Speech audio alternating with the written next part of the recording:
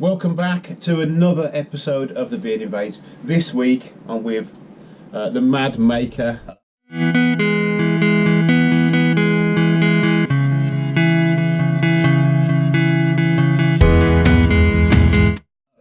You've seen him about, you know the score, you know we're going to do a tour, we're going to fire some questions at Chris. Won't take long, small shop. Right. Okay, Chris, well, thanks for having me into your shop. It's a pleasure. Always nice to see you again. Yeah, it is. So I ain't seen you since we made fools of ourselves, Make a Central up on stage, talking about glue. Yeah, it was good, I enjoyed that. Right, so do you want to take us a little tour of your shop and then we'll probe you with some questions? Absolutely, as usual. So, where do you want to start? At the door and work clockwise? Yeah. Junk down there, let's just skip over the junk, shall we? Everyone's got boxes of junk in their workshop full of bits and pieces. Yeah, I've seen it in enough videos, Doll's house that I'm working on for my daughter. Right, okay. That is my wife's doll's house from when she was a child. It's either 1990 on the So you're restoring it, I take it? We are going to restore it and give it to her for her birthday.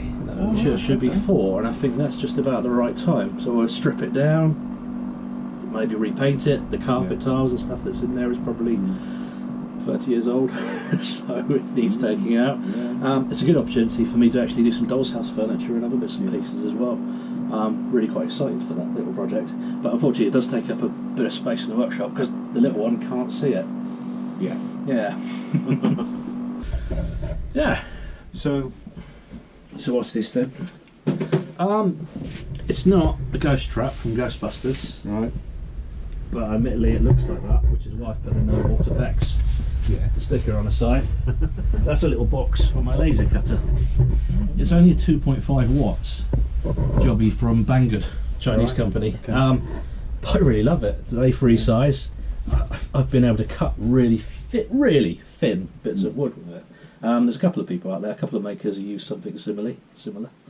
In fact, Bongo, I believe, has just got one of these. I could be wrong. Yeah, pretty sure he has. It's a nice little machine. I fear looking at lasers and getting blinded, so also getting burnt. So I put a big aluminium box for it to sit in. In hindsight, I don't think it needs anything that serious, and maybe in future I might upgrade it so I've got a bit more space to actually put my hands in there and do some stuff. It's one of the projects I'm working on at the moment. In fact, I should show you this. Doesn't look much at the moment, but it's a rotary access that'll fit into the old laser engraver. With a 3D printed chuck, little thing on the other end.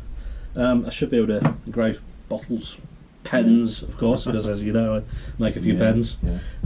But properly rotating around the axis, not just like one line of text, which is easy to do. You're looking forward to it working. I've already done some tests, and it does seem to work.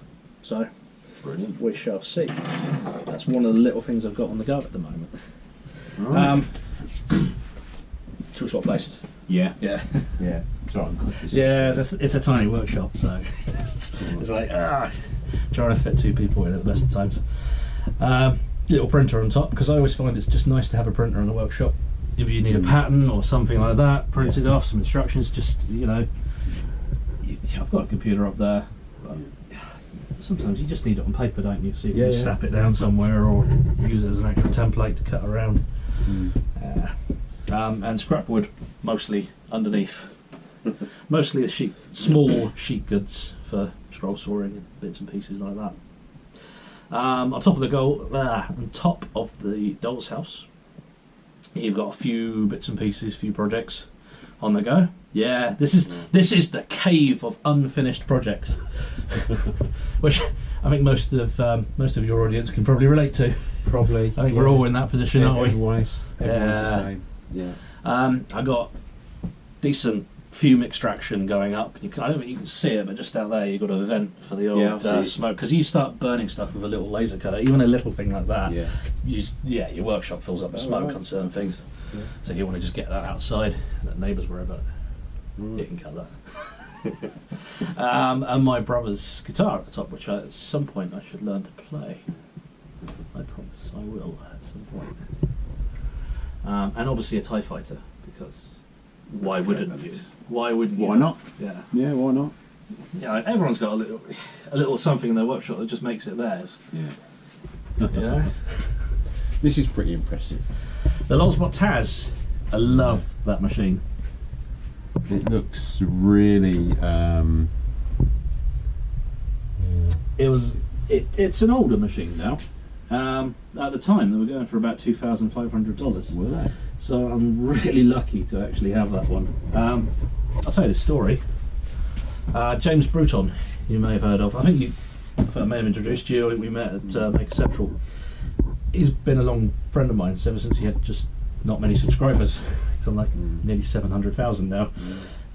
He just got fed up with me whining that my printer was a project in itself, and every time I'd go and print something I'd have to spend 20 minutes fixing it. And everyone's got tools like that, right? Yeah. They just become a project, and you get so fed up, you just want something that you go along to and it works. Definitely. Yeah. Now he's sponsored by Lulzbot. Right. He had about 13 of these machines in various forms, various models in his house.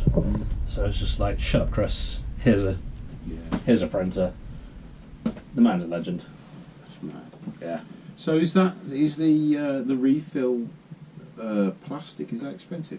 No, it's relatively cheap. You're talking about a kilogram you can get for about £15 for good stuff. Even cheaper if you get offers. Yeah. And a kilogram of plastic you can make a lot of things with. Bear in mind, you're not typically printing a solid lump of plastic. Typically, especially if it's a cosmetic thing, you're printing a hollow lump of plastic with just minor infill in the middle. Yeah. You know? And I make all sorts of bits and pieces. I mean, you've seen that. Obviously, I'm making the rotary axis for the laser cutter there. There's a few little trinkets and bits. It's coming together, slowly but surely. I have got a video in the pipeline that I don't mind revealing. I don't know, depending on how we look at it, I was unlucky enough to need a CAT scan not long ago. Everything's all good. Yeah, good. But great thing about the NHS, and hopefully this will long continue, is the data that they take of you, thanks to the old data protection laws and everything else. It's yours. So they take a CAT scan of your chest and bits and pieces. Yeah. You can request that. You can model it up, and you can 3D print your heart so it's or a lungs 3D or image. Yeah, right. And that's exactly what I plan to do. I'm going to 3D print my heart because I've got files of my spine, lungs, and rib cage and heart. That's mad. I might give out a few at Maker Central maybe next year. Yeah. Little Chris Hearts that people can have. I don't know. Brilliant. But I was definitely going to take the Ocarina from Zelda. Mm-hmm. I was going to take one of those, sort of like maybe merge it with my heart so I can play my heart. Yeah. Which is, hey, it's a bit sick, but a bit fun. That's fun. Yeah. I will be playing My Heart Will Go On by Celine Dion, of course. Oh, God. So you've got some panpipes, I believe, but close enough. Yeah. So yeah, there's a few nice little 3D printed projects in the pipeline. There's a few bits and pieces ticking around. I'm also working on, I'll show you one thing and I'll show you something else. The Reef of Calm. The Reef of Calm is basically a lithophane. The idea of lithophanes, and these are thousands of years old. The Chinese used to do it with ceramics, but obviously you can 3D print stuff. So the idea is you print the relief, make up a photo, and of course you hold it up to the light, and that's just an example. That's brilliant, isn't it? But yeah, you may have seen a couple of those on my feed. Probably should do a video on how to make them at some point. Well, there are a few out there. Do you want me to hold it there for a minute?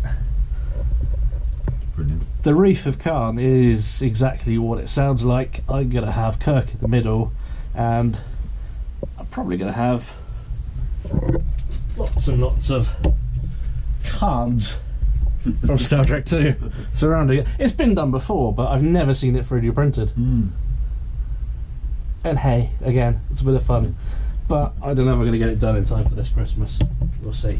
I have, as well, done a little thing for yourself. Which... That's brilliant. A little just souvenir. That's great. To say you've been there. And you can get other photos of that, obviously, later on. Just hold it up to the light. Job's a good one. Thank you very much. That's all right. You should definitely like either try and steal something or like claim something every time you go into someone else's workshop. Definitely. The Invaded. Oh, that's brilliant. I love it. Yeah. Oh, is that my tattoo on my hand? It is. That's mad. Just a photo, but it's easy enough to extrapolate from a photo some depth. Yeah. That's brilliant. Anyway. So Thank you very much. That's all right. So yeah, do a lot of stuff with the 3D printer. I've currently got it set up so it runs remotely as well, using Octopi. Absolutely amazing bit of software. There's basically a Raspberry Pi in there.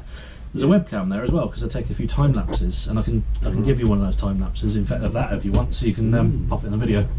Brilliant. So it's nice to be able to just go. Do you know what? I want to print something. Yeah. You do have to do a bit of basic maintenance, clean the bed, remove a print when it's done. Yeah. But you can do a lot of it remotely, and you can monitor it remotely. How long would that take to make that It then? was about 4 hours. Yeah, but 4 hours of me stepping away and being able to do other things. Oh, so, yeah, so we're not talking like 4 hours of me. You gotta watch it. I wouldn't spend 4 hours of like precious time working on something for you, mate. You know. No, you don't have to consistently watch it. It's nice though to have the webcam there, so you can remotely monitor it. Yeah. I wouldn't leave the house. Yeah. You know, it's still 3D printers are fantastic tools, and they're relatively safe. But it's still got a little heater which melts plastic, and it's still got a little heater that heats up the bed. If something went wrong, obviously it could be disastrous. Hence, just keeping a close eye on it. Just occasionally look. It's not. Yeah, my workshop's not on fire. Might be something I'll look into in the future. I love the. I love all this. I mean, everyone's invasions I've done, other than Andy's, so far. Yeah. Everyone's had everything labelled up. You know. You have to.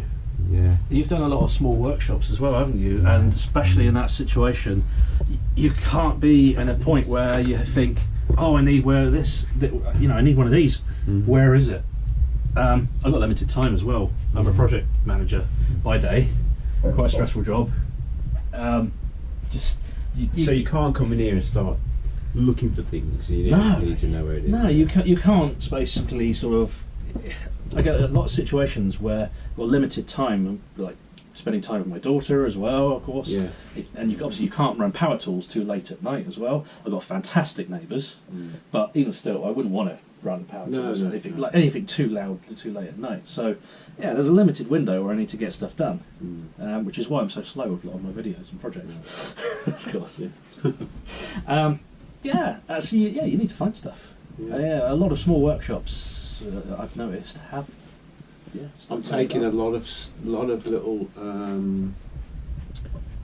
little tips from every invasion I do for my new workshop. It's bound to be some good ideas, isn't there? Yeah. When I build that, Yeah. Well, it's going to be like all the best ideas, what works for you, all coupled into one nice workshop, and that's going to look amazing. Yeah. I mean, there's storage everywhere. Yeah. It's literally crammed in. It is crammed in, but it's crammed sort of relatively organised chaos. Yeah. With labels. Well, it looks tidy. To be honest. Yeah. You have to keep it tidy because you come in here with a half-an-hour window. You want to work on something, and then you have to move a lot of stuff. It's not going to happen. Got the compressor down there, which I've done a review video of course, which you can put on a card if you want. Yeah, definitely. Don't worry. PC's down there as well. First time I've had a serious compressor. I've always just used an airbrush compressor or like an industrial one, and I love it. It's quite quiet as well. It's not one of those like really fancy, the Machine Mart ones or whatever they're called. But it's still relatively quiet. I could happily run this until sort of 11 o'clock at night without worrying about the neighbours. Good. And I've put a little bit of insulation just behind it as well, just to make sure I'm extra happy. At the moment though, I've just been using it for blasting air, typically. I have just bought, and I have not used it properly yet, pressure pot. Yeah. Oh yeah, there's everything hidden everywhere here. That's the same as mine. Yeah. Is that from House of Resin? Yeah. Metal clay. Yeah, same company. Yeah, haven't used it in ag yet. Certainly will. I've done a lot of pens where I've done my own casting, and there's been so many bubbles. And I've tried every technique they recommend. Pam Harris recommends the old blowtorch, just slightly over. As long as it's not polyester and it's fine. Yeah. I've never had the joy of it, so I'm going next level. I've had some nice blanks done recently by, I want to say Pen Kits UK. Could be wrong. I apologise if it's not them. Right. Who've done some casting for me and some photos, and it just looked amazing. And their setup is more or less the same sort of thing. Just use aluminite and yeah, exactly. So mine's, I love mine. Yeah, brilliant. I've heard good things. I'm hoping it's as good as they say. Well, I borrowed Dale's 20 litre one, and it's exactly the same. Yeah. I didn't need 20 litres. Yeah. I'm never going to put anything of that size in. So I went with the 10 litre. Makes sense. Same with myself. I'm doing pens. I know I've said to you many times, I need a bigger lathe, but I'm always going to be doing just small things. If I really need something bigger, hey, there's a maker community out there I could probably leech off of and borrow their equipment or get them to do it, maybe with a little bit of money or something. That's it. That's yeah, the fam. yeah, exactly. You're all in this together. Especially if it's a cool project. Yeah. Right. So you've got. I've tried to make it a sort of assembly bench out of one sheet of ply, actually, one big sheet of ply, all at my height, so you get your hands on. It's brilliant when you just want to work on something at that sort of height. It's not obviously for your woodworking or anything like that, because it's just not feasible. So either you're assembling pens or doing some soldering or something like that, it's brilliant. It's exactly what you need. All your nuts and bolts, bits and pieces here, and I do most of my pen assembly here. I use an arbor press. It's a bit overkill. A lot of people use these days. They will destroy a pen if you let it, but at the same time, you can do lots of other things with them as well. Yeah. So I thought, let's do it. John Clovier recommended going for something like that, and yeah, I'm really happy with how it's turned out. Yeah. What's that piece of? Just literally a coaster with a bit of leather, because you don't want anything too serious when you're pressing a pen together. No. I mean, a lot of people just use either a drill press, a special pen press, or a vice. Or mine is a orange squisher. Like you put an orange in it, and it's got like a cone that you push, and it pushes it down. But I've got rid of it all, and I've just basically got this.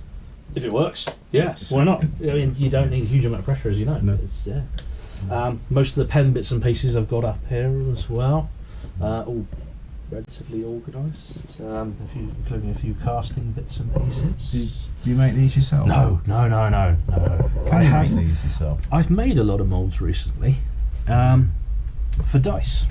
Been experimenting with a friend of mine, making dice for Dungeons and Dragons, and in fact that's a couple of them there. We did a number of different things. We used food grade silicone, which turned out to be the best. Yeah. But we also used decorators cork as well.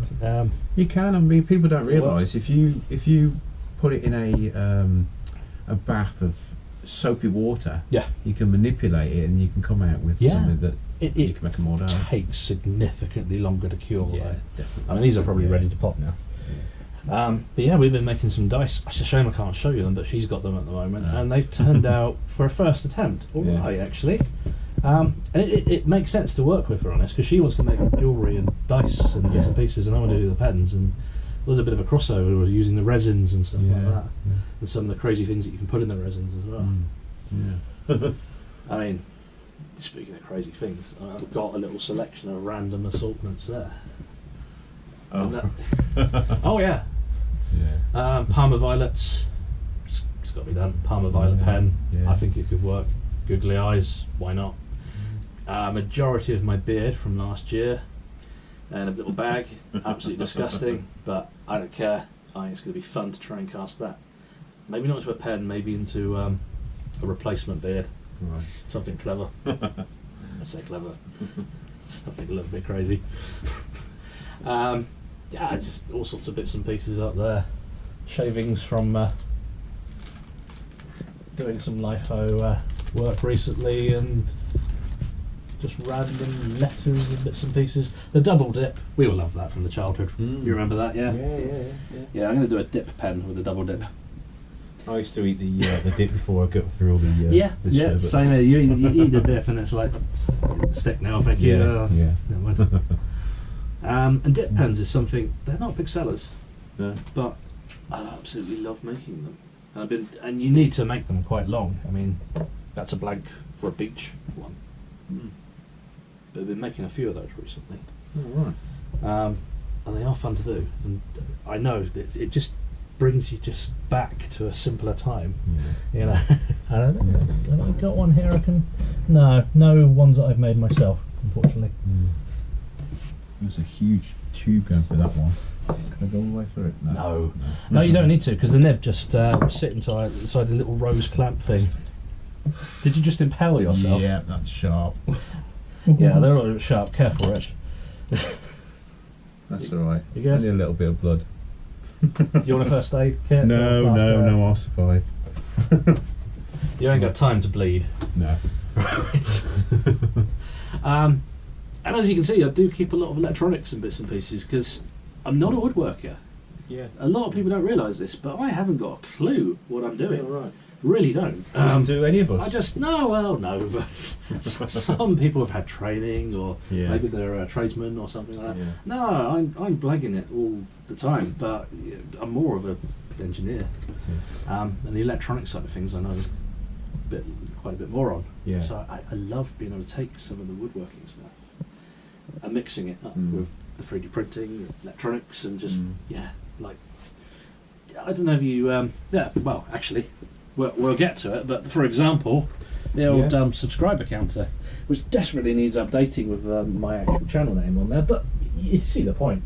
Woodworking and electronics combined. That updates every 60 seconds. Is it? Yeah.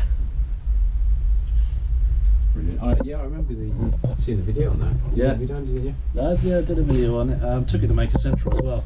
That was quite nice to do, so people could actually subscribe and see it go up. Yeah. Unfortunately, YouTube have changed a lot of their APIs and bits and pieces, so you can't get specific numbers past 1,000 now, as you know. That's a problem for people with like 1,000 subscribers or more. Yeah, it's frustrating. Yeah, but still, I could do something clever which rounds it up, but it's a 4-digit counter in there, so I need to redo the whole thing at some point. All right. Hopefully I will need to redo the thing at some point. Yeah, you will. So yeah, we got all the electronics and bits and pieces up there, but the woodworking side of things, it's really strange. I've always been a maker, tinkerer, but it's only in the last sort of 5 years or so I've really got into woodworking. And it's frustrating because my dad, he's still alive, but 35 years he's a carpenter. I never learned anything from him. Biggest regret of my life is not learning from him, and of course I'm on the phone now, all the time trying to get information from him and learn. But I could have just learned so much from him growing up. Definitely. Why didn't I? That's a lesson there. All right. So little oven, because every workshop needs a little oven. Yeah, for HDPE. Exactly. There's a little pot of it actually just there as well, ready to go, all snipped up. I will mess around with a couple of blanks at some point. And plus it's handy if you just wanted to make yourself a little bagel or something as well. Yeah. I've got one soon, but I ain't got these. It's handy to have a hot plate. Now, I've used those a number of times now, just to melt stuff down. Yeah. Yeah, probably warm my hands up with. Like this. This is. Yes. Are you reconditioning this? I am, yes. This was donated to Southampton Makerspace many, many years ago. Now, I'm told the person who used it used to make doll's house furniture, like professionally, and sell it in magazines and bits. This is before the internet. Where you buy stuff in magazines. Magazines, for some of your viewers, are these like static web pages in paper form. Now, it's old. I've stripped it down, cleaned it up a little bit. It is working, and I think I can get it to a point where it's usable again. There's a little that bit in the looks upper like that is whoever built this was quite quite clever, or poor. One or the other. It's it's built out of bits of an old lathe. In fact, I believe this whole metal base was like the tool plate on another lathe, on a big one, because you look underneath it and it relates to serial numbers for like this massive metalworking lathe. Right, okay. Certainly, whatever it was definitely a part of that. It's going to need a bit of work, and it is one of those long-term projects that's... Be nice when it's done, though. Yeah, hopefully so. I'm not a massive metal worker, but it would be nice to just throw a few fixings I've done myself, a few special things, that, especially brass, especially when you add that with wood. There's a nice effect, isn't it? Like ferrules for chisels and things like that. Yeah, exactly. And it's only going to be able to do small things, but hey, I only want to do small things. Ignore the breakfast cereal up there. I mean, let's be honest, we've all got some breakfast cereal in our workshops, right? Yeah? Can't say I have. We're cast some at some point. Just behind you, and you're at the point in the workshop where you literally have to just rotate around on a spot. It's that bad. So I put my head around. Oh, that's nice. What's that? That's that is rosewood, literally from a rose bush. So not like proper rosewood. Yeah. But I think it'll make something quite nice. Yeah. Bear in mind it's got spikes on it, so be careful. Oh, I've already spiked my finger. Ash. Yeah, that's a nice little bit of ash that was growing in the garden, which I've harvested. It's been in here for a year now, so... And ashes, of course, is great for tool handles and bits and pieces like that. Definitely, yeah. So, I did want to keep that and not get rid of it. Yeah. So a lot of the scrap wood sort of ends at this end of the shop. There's some nice stuff down there as well. Some nice oak wood, kitchen worktop. Yeah, nice bit of beech there. That one's put aside for a height chart at some point that I've got to do. Or for your daughter? Yeah. Luckily I've been making a little note of her height, so I can just transfer it when I'm done. So I'll be ready by the time she's 18. Yeah, probably. She's free currently. Yeah. So you got your Evolution? Got the Evolution, absolutely love it. I'm one of the few people who I think amongst our friends that have bought one rather than been given them by Evolution. Yeah. I've put a wood blade on it though, because see there. Yeah. I don't really want to cut massive, I-beams and all the crazy things that they show you doing on their videos. Really, really like the tool. It's cheap and cheerful, but I come up with some really good miters from it, and if they're not quite good enough, I've got a hand plane for that. Yeah. I like this bench. So that's obviously where a router used to go. A router, that is another ongoing long-term project. And then you've got a built-in pillar drill. And I've made sure that the base is actually under here. So in theory, if I clear a few things out, you've got this large amount of space where you can, really use the miter saw in anger.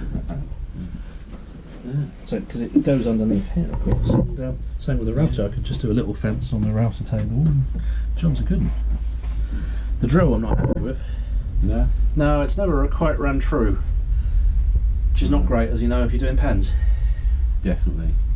Yeah. Definitely on the to replace list. And it's not the drill you're using, is it? Definitely the machine. It is the machine. Yeah, I've done some little tests and with a dial meter. But when you account for it and you work around it, you can work around it, of course. Yeah. The bandsaw. Yeah. Love it. One of my favourite tools. It's really got a really scrappy blade in there at the moment, but I've got some nice blades tucked away for ripping, for doing veneers and bits and pieces as well. What is it, the 300? Oh, it's 305, yeah. There's the next one down from the one you've got. Yeah. I think it is, yeah. It's absolutely right. I was going to buy something a lot smaller. You've seen like those little plastic, they're right for what they are. I was in Machine Mart wanting to buy one of these. For some reason, I don't know why, my wife left me in Machine Mart to meet my dad. I mean, that's just a terrible idea. I've got credit cards. Definitely, yeah. And I thought, look, Dad, can you give me some advice on a bandsaw? I took him over, I showed him these little plastic things, and he said, no, you're not buying that. And just took me over to this one and said, I'm buying you this. Tried to argue with him. He's a pensioner now, but no, wouldn't let it go. It's like just you'll regret buying the little. Yeah, and he's completely right. Love it. Best thing I did with mine was to take the blade out and put a smaller blade so I can do bowl blanks. I've got smaller blades in there. And the original blade that it comes with, yes, rubbish. Yeah. Straight away. Bane of a small workshop, sanding station there. Just a little, I regret going for a record power. Yeah, don't get me wrong. Love the record power machine. Regret going for a tiny little. I needed a big 12-inch jobby. Yeah. It's nice to have the ability to just, you've got your thing on top. I'd rather have a dedicated disc sander, I think. Yeah. And the oscillating spindle sander by Trident. Oh, what can you say? It's an amazing tool. Just being able to get in there, like really small spindles on there as well. Brilliant. That is so good. I love that tool. But it kicks up so much dust, as you can imagine. Yeah. I have got basic dust extraction, as in pipes everywhere that can plug in and plumb in and go back there. And still though, a lot of dust is generated, as you know. French cleats for most of the tools. Because it's a small workshop, that's one of the big things you've probably seen. A lot of people have got mobile things that move around, French cleats on the walls, so they can, they get a new tool, and a big, these big workshops, some of the Americans have got, and the tool just fits in a corner or anywhere, it's not a problem. But in a new tool in something like this, a one-car garage, no, that's a whole reconfiguration of the whole workshop otherwise. Definitely, Yeah, so you've got to be able to move stuff around, and I do. What's that? That is the old record power AC400, and in a little workshop like this, it's beautiful. Yeah. I mean, it needs the filter changing because I'm terrible for doing that. But every time I change the filter and I see so much dust and junk clogged up in there, and I think, you could have had that's in there. Yeah. It's not in my lungs. I mean, did you see the Coca-Cola bowl I made on the lathe? No. Well, mine is just above my lathe. Yeah. And after I'd done that Coca-Cola bowl, I changed the. I just bashed it out. Yeah. It was literally red. The whole thing was completely red. It's nice wood as well, though, isn't it? Oh yeah. Yeah, it's a pleasure to use. But and in a little workshop like this, you do generate a lot of dust, and this thing will just. Oh, it's gone. Yeah. You put it on full power. 5 minutes, a completely dust-soaked workshop. It's not just landed; it's been sucked in there and collected, which is what I like. Probably should show you the workbench. I don't know if you want to come in and take a little pan of my slogan that I've surely done for myself, because I think we're all guilty of this. Can you read it? Okay. Make something, no excuses. I started YouTube after I sorted out a workshop, and I regret it to this day. I should have just, right from day one, been recording everything. People want to see you build a workbench or build anything, or definitely, they like to see start to finish. And I came in here and I was done and ready to go, and I was like, I don't know, what should I do now? I'm the king of procrastination, I think. What project should I work on next? Should I finish this one? Or no, I've got this great idea for something else. And I just need to keep telling myself, stop, make something. Just stop with excuses. That's kind of worked quite well. Thankfully, Andy Pugh, who seems like quite a nice, reserved guy, kicked my ass to basically get started and get stuff done. He's a legend, isn't he? So. Definitely. So that's the Axminster? Yes. Well, the model formerly known as the Axminster EX16. I'm terrible. I believe the model now is the AT406 SS, and I love it. I used to have a Record Power SS16 scroll saw. Jenny Page uses one. Yeah, he's got one. And you've seen some of the stuff he does. Yeah. It's absolutely amazing. So, tools are tools. You can use cheap tools, but I had it. I could not get on with it. Yeah. The blade changes and everything else. Like they're saying, you recently did Dell's workshop. He's got the next model up from that. The blade change is a dream. Yeah. If you're doing something with lots and lots of cuts, and you know, lots of internal cuts, flip it up, unscrew it, thread it through, done. You know, it's brilliant. It's lovely. Runs relatively smooth as well. Although I need to bolt it down to something. Doesn't run as smooth as it should. Right. The arm will lift up as well, so you can properly clear out. And, does it? Yeah. Oh, right. No one ever does it though. There's not many reasons to do it. No. But yeah, same with Dell's. Here's one you probably didn't show you, but the whole arm will. No, I didn't know that. Because most of the work is done, unlike a lot of scroll saws where there's, you know, a lot of moving there. Most of the work's done there. Yeah. So sanding station just above that, with sandpaper just shoved into a little box, which keeps things out of the way. And most importantly, right in the centre of the workshop, safety goggles. Yeah. Because everyone needs safety goggles, and the amount of times you go into a project, you start cutting something, and you say to yourself, "I'll just do this." Yeah. "I'll just" is like those two words, but pressing disaster. That's where you really injure yourself. And then you just cut corners. So I make sure I've got some over there, I've got some up there, some down there, but they fall down the back of the things, so I won't mention those. I've just noticed this. Yes. Could get on with the Dremel. No? Well, I like Dremel, they do some absolutely great tools. So I invested in a Fordham. Cool. And love it. It's a really nice tool. Bit heavy duty. Yeah, how's that feel though? I mean, after a while. After a while, it's not great. No. But compared to holding a Dremel, even the, you know, I've got one up there still. It's not much worse.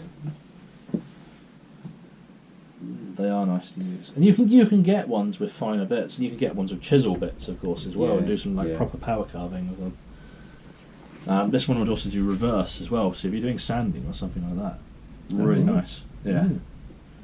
Yeah, I know that's Andy Heal's looking at getting something like this. He should, because there are certain people like myself, I think, which I don't need a tool like that. Yeah, it was nice to have, and it has upped my game a little bit. But someone like Andy, he's using a really cheapy, cheerful. It's not even a Dremel, is it? No, it's like a Dremel clone. He's working on a 4000, I think. Yeah, that's what he's getting, I think. Yeah. Or one of these, I'm not sure. He is a sort of person that would definitely be worthwhile, because imagine what he does at the moment, how good that is. Yeah. And how good he could be if he had like a really much better tool. I mean, Definitely. This is the heavy duty workbench, because you've got to have something relatively heavy duty in every workshop. Tail vise on the end. Obviously there's some pieces underneath. It's all laminated together. Traditional joinery on most of the legs, with the exception of a few pocket screws, knowing that at some point I will want to move this. Right. I hate pocket screws, but they achieve the job. Yeah. They get it done. I'll be able to take them out. You know, the vice solid. It's relatively solid. Yeah, the vice needs a bit of work, as I know. It's a lovely, really nice vice, Axminster one. But I've put really rubbish plywood cheeks in there, which desperately need changing. I've got some hard maple. I can change them out. But yeah, it's nice just to be able to. It's got a quick release. Yeah. But yeah, pole in the massive pole in the middle of the workshop, so I can open my beers. I probably should explain why I've got rubber gloves and tissue in the middle of the workshop. Right. It's not what it looks like. Right. It's just I'm notorious, like the safety goggles, Yeah. for not using this stuff. You know what it's like. You just use my finger. Yeah. Yeah.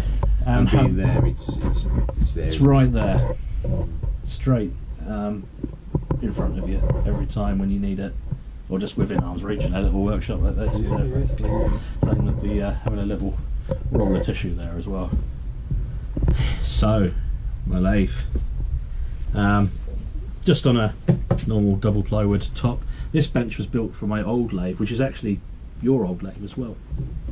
Oh, the right, same, the same model, and you know, it frustrates me when I saw you doing really amazing things with that machine. It's like, I don't know, just persevere with it, but it was too big, and it didn't quite run right. And no, it was like, I'm really into making my pens. I need something a little bit more accurate, and I did shell out for this. John Clovier, brilliant turner, as you know, told me you were going to regret buying that because it's not big enough. You should buy something bigger. He's right.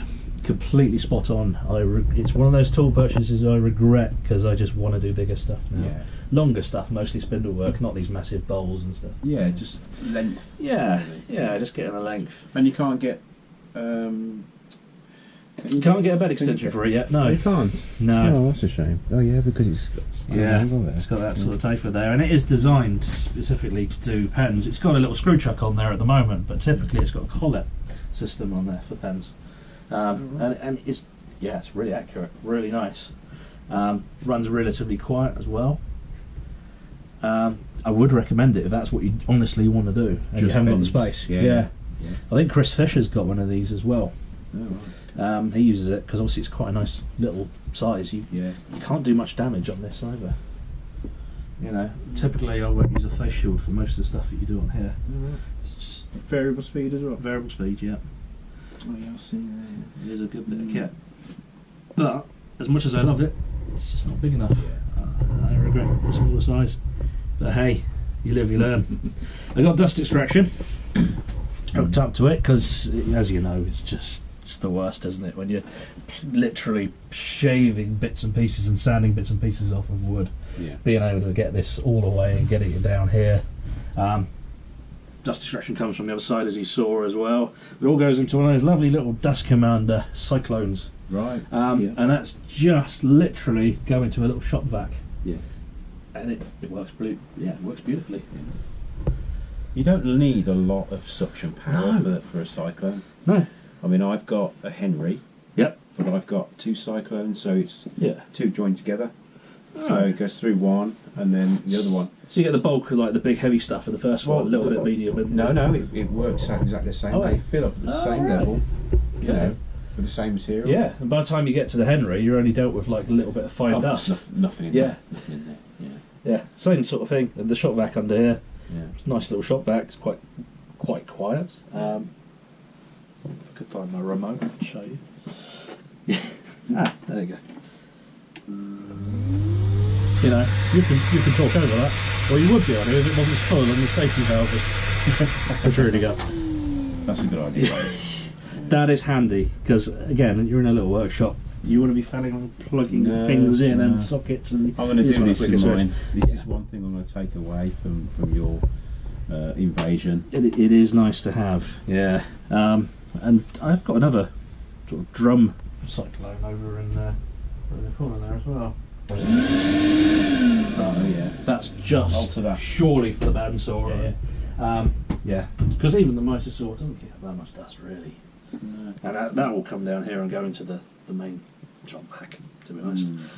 It's not turned on at the moment because I'm working on the laser cutter, as you saw, but this will operate the fume extraction on the laser cutter as well. Oh, right. And is that on a socket? Yeah, I mean, you can see one there. Right. Yeah. You can buy these things for a tenner. Yeah, Cheap, can't you? that's brilliant. Anywhere these days. Don't ask me why there's a Furby there. You won't get a sensible answer. Right. So yeah, dust extraction is key. Although I do have a little bin under there, which I pull out, and obviously the stuff that doesn't go in the dust extraction just falls on the floor, and but yeah, I rarely even need to use a face mask when this is fully operating. Yeah, it does suck most of it away. Has to do a lot of wet sanding. You know, Yorkshire grit all the way. I'm afraid. I have tried other products. Many thanks again for the samples, and I love the Yorkshire grit. Yeah. Just works beautifully. But it's personal preference, isn't it? Of course it is. Like anything. There's not one that's really better than another. I don't think. No, there's a lot out there, and each to their own. So. Yeah, exactly. So yeah, got the lathe tools in a little rack there as well. You may have seen from my recent video, I've just got hold of some Chinese carbide cutting tools from Banggood, part of a sponsorship video. Absolutely love them. I think they're brilliant tools for the money. That being said, the Easy Wood tools, I don't think you get many arguments from many people. They are the best, or at least the best for a hobbyist. Yeah. And it is a lovely tool, but it's 5 times the price. So I can't justify getting, like Jamie Page, a big rack of these things. It's just not worth it for the amount of turning I do. And of course, my own little one I made myself a while ago, which, until I got the ones from China, that's what I was using for most of the pens. It does the job. It proves that, you know, have a bit of scrap. I use mine all the time. Yeah, you don't need anything fancy, do you? No. And a couple of traditional tools, specifically skew chisel, rough and gouge, and bowl gouge. Don't get me wrong, a nice spindle gouge, if I really wanted to, would be like the next thing on the list, but I don't think there's anything more I'd ever need. No. You've got a parting tool there as well. There's a little parting tool down there, yeah, that's a good point. Yeah, I love the Robert Sorby. The Robert Sorby is a dream. I was using one of these big whetstone jobbies, a bit of a clone of the Tormek. Yeah, alright. I liked it, don't get me wrong, but I could never get on with it. And a similar sort of price, it, you know, probably a little bit less than a Robert Sorby. Switched to that. They need sharpening actually at the moment, but normally they couldn't. My traditional tools could never be sharper. Same with plank blades and everything else, and regular chisels. So, very happy with it. Definitely would recommend it for any wood turner who wasn't just using carbides. Yeah. Right. Dehumidifier up there on the wall as well, but just Oh yeah. Yeah, just get the edge off and make sure everything stays nice throughout the winter. Definitely. Um, and there's the sticker board. Yeah, You that's haven't got one of my new ones. Well, I haven't, specifically on purpose. Not because I didn't want your sticker up there, because I've saved your sticker and many, many others for a new sticker board that I'm going to be building. Oh, okay. Yes. I don't know if you saw. I think it was Izzy Swan. Right. Apologise if it was not. Someone did a rotating sticker board with and I thought, well, yeah, that's much better. A small workshop like this, I've just got too many stickers. If I actually did stick everything to a wall, it would take up a whole wall. It's getting to that point. Steve Carmichael? Is it Steve Carmichael? It could be Steve Carmichael. Carmichael. He's got one that rotates. He's got that rotating. Yeah, it might have been him I was thinking of, which I do apologise to Steve. Yeah. I think that's what I need to do, and then I can get everyone's up there. I'm happy. Yeah. Do you know what I mean? I might make it something a little bit different, where it has multiple ones that sort of rotate round. I don't know. But that's why yours and a few others are in a box, waiting to put on a wall. I'll give you the unicorn, the limited edition. I haven't got the unicorn one though. That was a good point. Yeah, I've got the ones that you were giving out at Maker Central. Oh, the first ones. Yeah. Oh, okay. Yeah, right. But yeah, and there's a couple of stickers here and there elsewhere as well. So thanks for the tour. It's a pleasure, I have seen a couple of things that I'm going to remember from Couple my of new little workshop. takeaways. Yeah, Good. like this, for instance. Yeah. Remote control buttons. Anyway, so I'm just going to ask you a couple of questions. Of course. That's all Yeah. right. So you've seen these before. So the first question I'm going to ask you is, what or who inspired you to start recording and uploading to YouTube? Definitely Andy Pugh. Andy Pugh. Yeah, I mean, I've been friends with James Bruton for years. Since he had practically no subscribers. We founded the Southampton Makerspace together, and I've seen him grow all the way up to 700,000 subscribers, and now he's a full-time YouTuber, and that's a pleasure to see. And I always thought, I'd love to do that. Yeah, I should probably do that, and it's never been enough. Right. And then Andy just said, just do it. Stop mulling over channel names and branding ideas and what your first thing you're going to do is. Just do it. And I did it. Yeah. Yeah. And yeah, if I could give advice to anyone, you know, should I start a YouTube channel? When should I start it? Should I do this first? No, just do it. Yeah. Your first video is going to be rubbish. I mean, Bobby Duke, brilliant example. Go look at his channel and and he's kept them all up there. Look at his first videos. Yeah. They're abysmal. Yeah. And he won't mind me saying that. They absolutely are. He does some really nice stuff, but he's got no on-screen character or anything like that. It's just... He developed his style over the years, and he started stopping a few times as well. Now look at his videos; he is bloody amazing. He does some amazing stuff. He's got the best on-screen presence for anyone I've ever seen. He's just got so much character, and he's just himself on screen a little bit. You know, it's brilliant. Everyone starts at that point where they've got no subscribers and their videos are rubbish. Yeah. I agree. Yeah, I mean, you look back at my first couple of videos were not, I think. Yeah, when we first met, I think you were only like 300 subscribers or something like that. 287. Yeah, and then you sort of suddenly exploded when you started doing live streams and stuff, and sort of really getting involved in the maker community. That's great. It's about putting content out there and putting your face out there. Yeah. Right. So, best tool, worst tool. Oh, you should have given me these in advance, so I had the answers written down. Yeah. It's really difficult to say. I mean, do you mean worst tool as in worst tool I've personally got?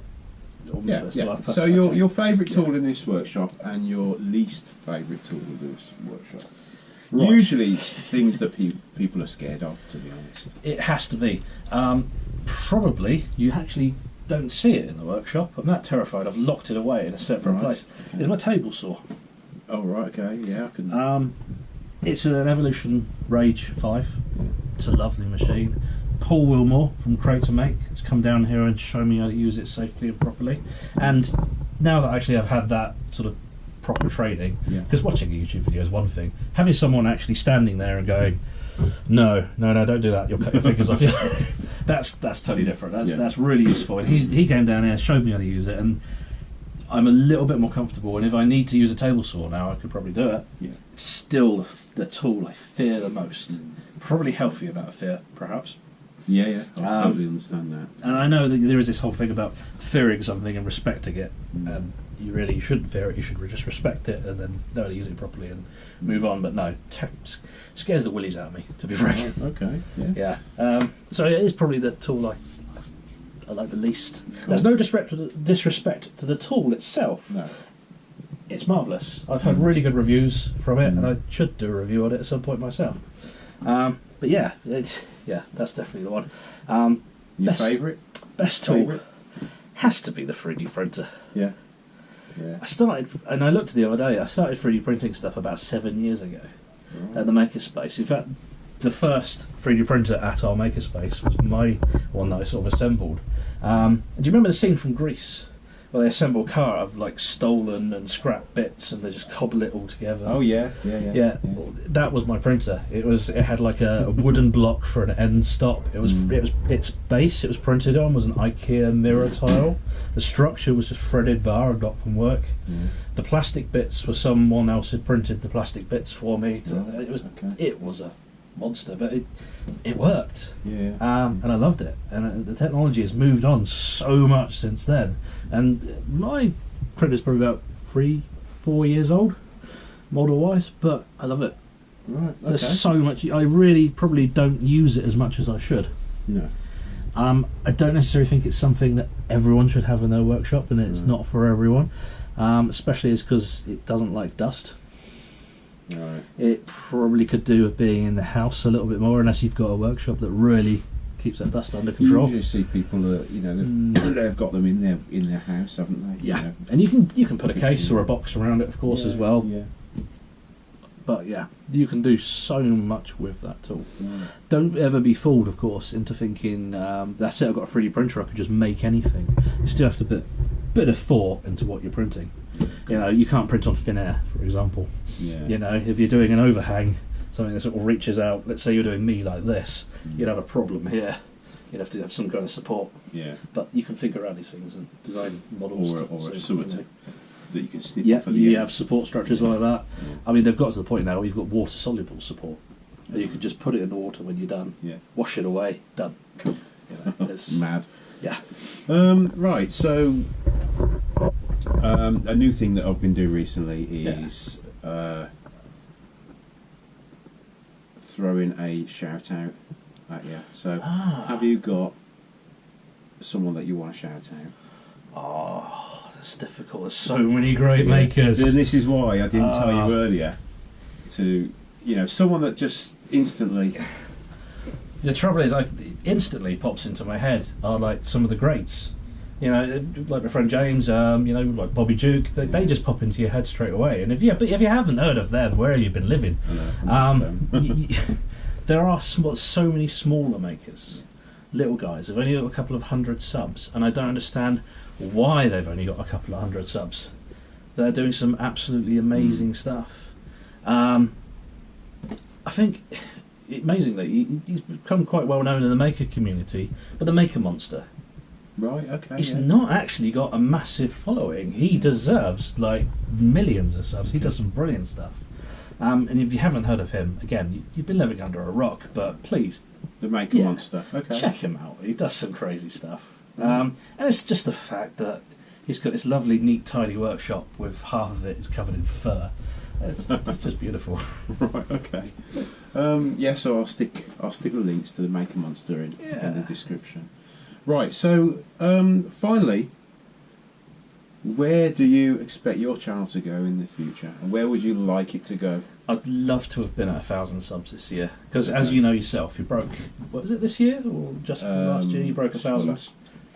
No, that was this year. Yeah, this year. You get so with the live streams, all the extra little bits and pieces that you can do, because YouTube does restrict you. Yeah. Plus, being able to monetize when you get those view hours as well. Yeah. I'm not about the numbers so much. Right. Yeah, I built a sub counter.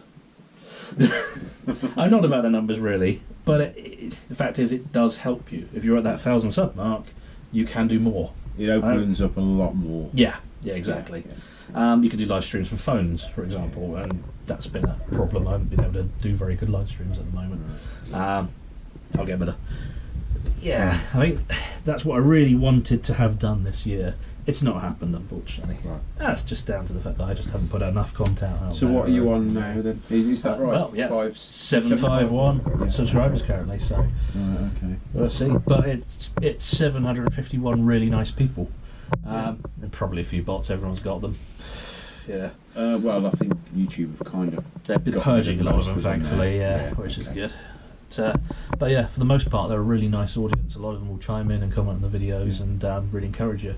In fact, I'd say the maker community and the people in my audience, at least, are probably too encouraging. They need to be a bit more critical. Yeah. Maybe give me a bit more of a slap to get things done. So yeah, I'd love to have got that 1,000 mark. It didn't happen. Next year, early next year, before Maker Central. Yeah, exactly. Before Maker Central, I want that to happen. And from there, long term, I want to be in that position where I can comfortably not have to worry about money with the making. So all sorts of revenue, just pay for the making, pay for the hobby. So that you want the hobby to support yourself. Yeah, I've got no grand everyone has pipe dreams, but no realistic dreams about quitting my job. I like my job. And going completely full time or anything like that. Yeah. But it would be nice if I could make enough money that I could think, I'd love to do that project, but I need to buy this, this, and this. Not a problem. Buy the thing, get the project done, make something awesome. Yeah. That'll be the rule. Yeah, that's where I want to be. Brilliant. Yeah. Right. And that's it, really. That's it from me. Thanks for showing me around and let me probe you a little bit. It's been a pleasure. Right. So, thanks for watching. As always, I'll leave all the links in the description to the Mad Maker. If you're not following Mad Maker on Instagram or... Are you on Facebook? I'm on Facebook. You're on Facebook? Yeah. And obviously YouTube, then you should be ashamed of yourselves. Yeah, quite right. Right. I'll see you next week.